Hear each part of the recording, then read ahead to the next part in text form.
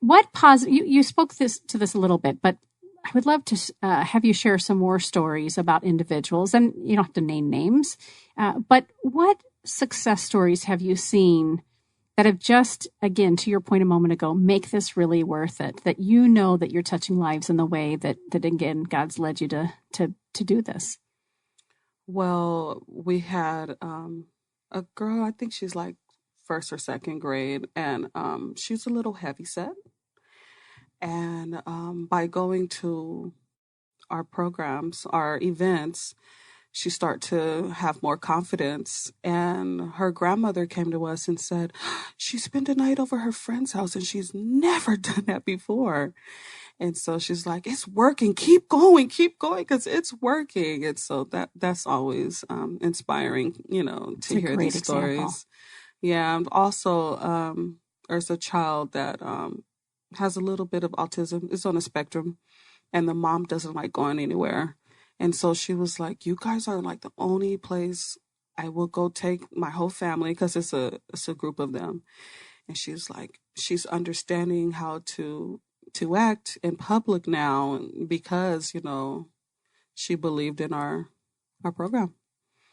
So those stories, so many more, but those stories helps us so much. They don't understand. We're like, thank you so much. It's not us. It's not like, ooh, it's me and mine.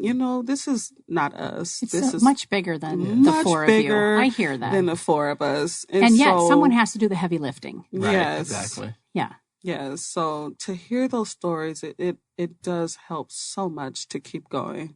And, to kind of piggyback off of that, that's the reasons why, I stay up 1 a.m., 2 a.m. in the morning, trying to fund, the organization is, trying to make sure like this is too important, to be stopped by, not having money to run it, that's the outcome we're looking for. We're looking for, young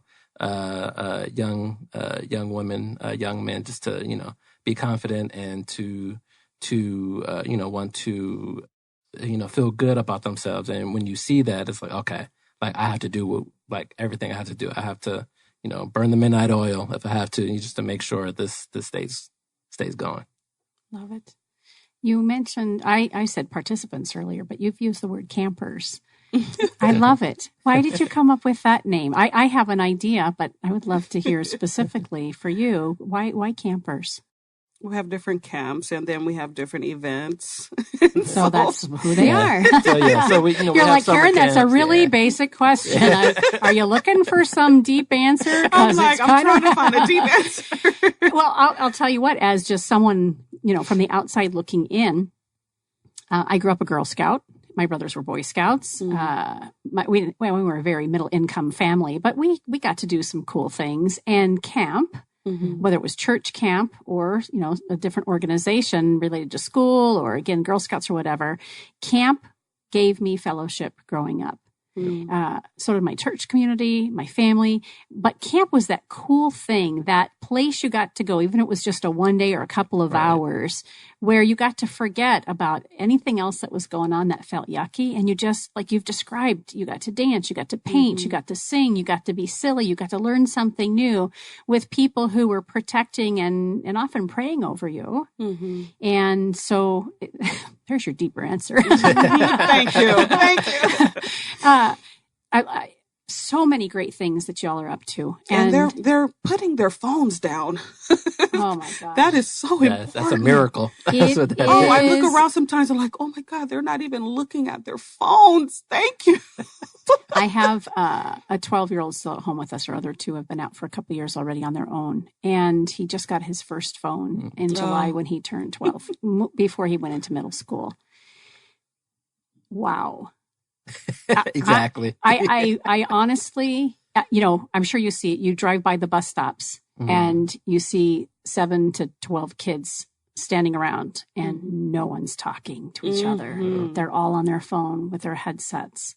I was at a family reunion with our family, hundreds of people. We're a big family in Northern California this summer. And I was flipping through the photos that we all took. And there was this what could have been a generational photo with, I think, 5 generations. Guess what? Each of them were looking at their phones. Now, granted, we all had, when we played, a bunch of games and we had a great time. It was just one of those moments captured that speak to where we're at as a society right now. Yes. That our devices really get our attention. I have to be reminded a lot. My husband and I finally start putting ours in the living room. We go to bed and it's no longer laying in between us in the bed. I mean, I'll admit we were doing that for a while. So for you to share that your campers come and they participate and they're not having to capture every moment on their, whatever social media account or trying to stay in touch with something that shouldn't have their attention right at that moment is a beautiful thing. Yes. Thank you. Yeah. Yeah. Love it. Yeah, I'd rather them be distracted through playing with each other than be distracted playing on a device. Exactly. Yeah. Back in the day, right, when we were going through middle school and high school, again, just a couple of years ago, when the drama was happening at school or at home, when we were in the other place, we got to be present and not have to. We could compartmentalize, I guess. But now that technology is right there, these kids that might be bullied at school or might have some issue with either a family member or somebody that they can't solve, or they are drawn to that craziness, technology keeps that issue alive for way longer than it used to. Yes. Yeah. So how great that you provide this